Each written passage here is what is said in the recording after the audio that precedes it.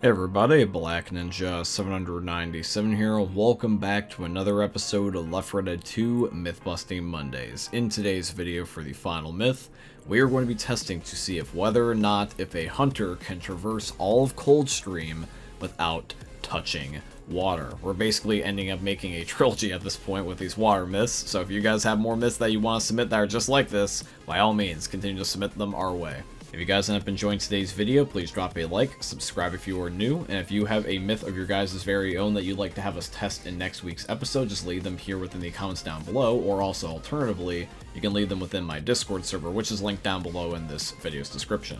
With all that being said though guys, I hope you end up enjoying seeing this week's episode of Left 4 Dead 2 Myth Busting Mondays. Myth: does Ellis have a longer recovery animation than the other survivors? Myth number 1 is going to be submitted in by Holy Richtofen. So based off of Richtofen's comments, by recovery animation, he's essentially talking about how long it takes to get back up and be able to defend yourself after being attacked by a hunter or a charger, for example. So what we're having happen is we're going to let a hunter purposely attack all 4 of us, and then we're going to time how long it takes us to get back up and redraw our weapons, or essentially how long it would take us from going from helpless to being able to defend ourselves. Now, other than the possibility of human error from when we timed it when I got attacked as Ellis, it took me about 2.97 seconds to recover fully. Now when Nick got attacked, it took him about 2.3 seconds in order to fully get back up again. For Coach, it was about 2.37 seconds for him to fully get back up again while being attacked by a hunter. And Rochelle was 2.61 seconds to fully get back up. Here is something I have noticed with all these animation myths, is the Left 4 Dead 2 crew is always different. They're not the same and consistent across all 4 of them like how the Left 4 Dead 1 characters are. So then I thought, okay, 2 prior myths that revolved around animations actually ended up being confirmed, so rather than writing this off as a fluke or to human error, I decided to dig a bit deeper. Maybe there was some merit to this myth.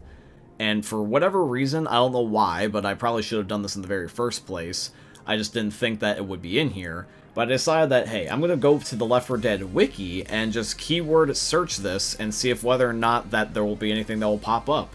And lo and behold, I found something.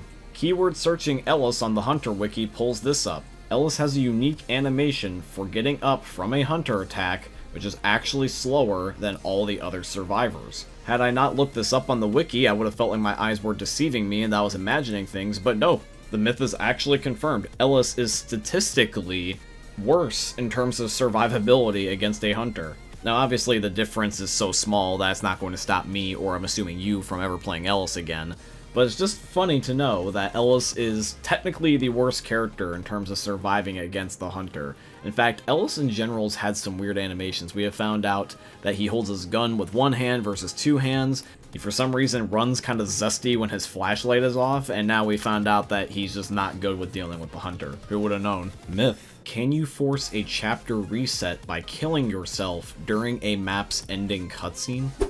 So Myth 2 is going to be submitted in by Globbersko. Now, for those that are unaware, during the Last Stand update, the rescue system got slightly changed. If you are in the rescue area, regardless of whether or not you're incapped or not, you will end up being rescued, whereas before you had to not be incapacitated in order to be saved. So, if we end up incapacitating ourselves as we're jumping into the rescue vehicle, does the map reset? And it looks like it does, because if one person was standing up, the ending cutscene would have engaged instead, which means that the myth is confirmed. If you are in the rescue vehicle but you all die, it will force a chapter reset. At least one person must be standing up while inside of there. Myth: can shooting a grenade launcher at a survivor on a ledge save them from falling? So myth number 3 is going to be submitted in by Literal Idiot. So I'm in Dead Center with my buddies Dan and Tyler, and I'm going to be hanging off the ledge while one of them is going to shoot at me. Now if I was just flat out falling and somebody shot my feet with a grenade launcher, that would save me. We've tested that before in the past, but I don't think that this is going to give us the same result. I'm essentially stuck in limbo because I'm in a cutscene that I cannot skip or get out of. I have to be revived and then I can be able to move freely again. And the grenade launcher can only really rocket ride with people if it is a freely moving person and not someone just stuck. So I'm going to say that the myth is busted because I don't think that this is really doing anything other than just making me die faster. Myth: Can a hunter bounce off of a tank rock? Myth number 4 is going to be submitted in by good guy Micah. Now Micah, your myth is cool, but it's very tricky to do, and this is why.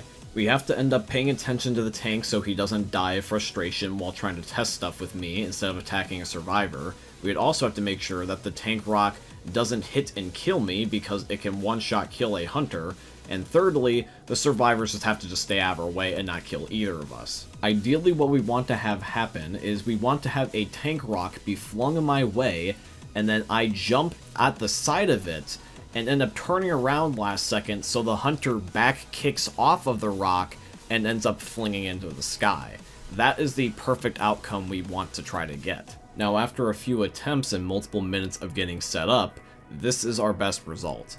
As you guys can see, when the tank rock ends up being flung my way, even though I'm back kicking off of the side of it, it still ends up killing me. The collision or making contact with the rock in general is enough to one-shot kill the hunter, regardless of the angle. So the myth is busted: a hunter cannot back kick or launch himself off of a tank rock, even though that'd be so damn cool. Alrighty guys, now it's final myth time. Let's make a trilogy of all these water myths. We've had, can the hunter traverse all of Hard Rain without touching water? Can he also traverse Swamp Fever without touching water?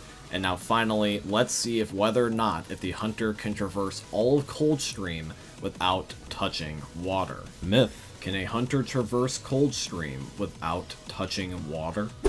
So the final myth is submitted in by both my friend Dan and Belantry. Alright, so let's get this started, shall we? Now, Chapter 1 does look intimidating at the naked eye due to the fact that the spawn is completely next to a waterfall, but if you end up spawning in the mountains, you can end up avoiding the water completely on Chapter 1, and you can end up getting Chapter 1 done pretty much without a hitch. It's mostly Chapter 2 that I'm concerned about, because Chapter 2 has that panic event in the tunnel, and there's nothing but water and barely any land in there.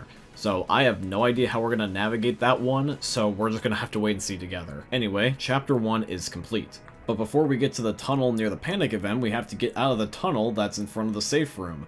And this one is hard, not necessarily because of the water, but because I'm being blinded by the sun. I do not recommend watching this part of the video with full brightness on your phone. Anyway, at least there are some rocks. The boxes in the way is definitely annoying, but they're not impossible to get around, because even though I tried to go around it at first, and I thought, oh, this is going to be bad, luckily the hunter's pounce is able to end up getting far enough that I'm able to land on a new set of rocks. So that's what I'm doing at this part right here.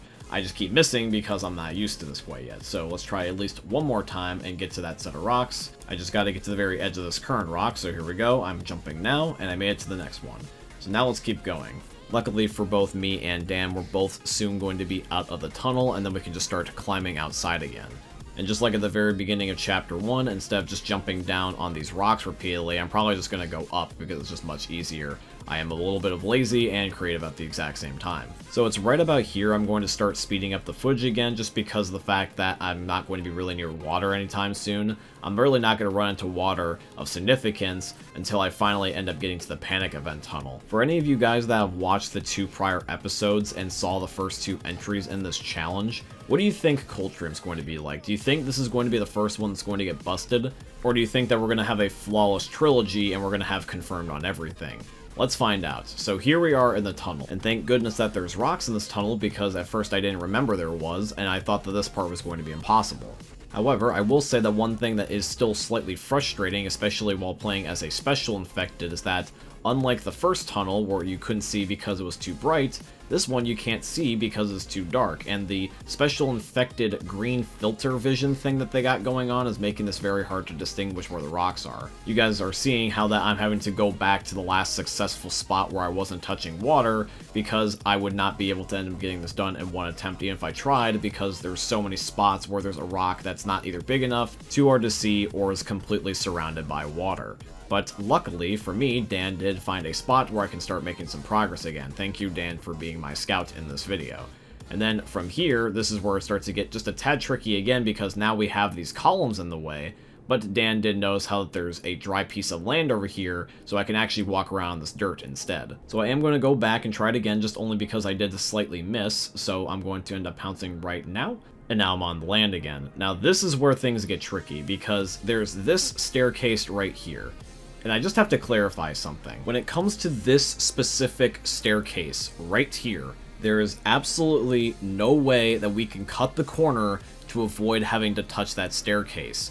And the staircase, unfortunately, is ever so slightly underneath the water. Now, the water here is really shallow, ridiculously shallow, to the point where it barely almost doesn't count. You can see that even when Dan crouches and he's on all fours here in a second, that it looks like he's just levitating.